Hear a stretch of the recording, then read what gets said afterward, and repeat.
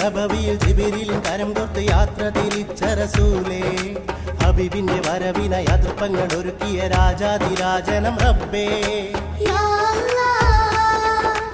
യാ റസൂൽ യാ ഹബീബ്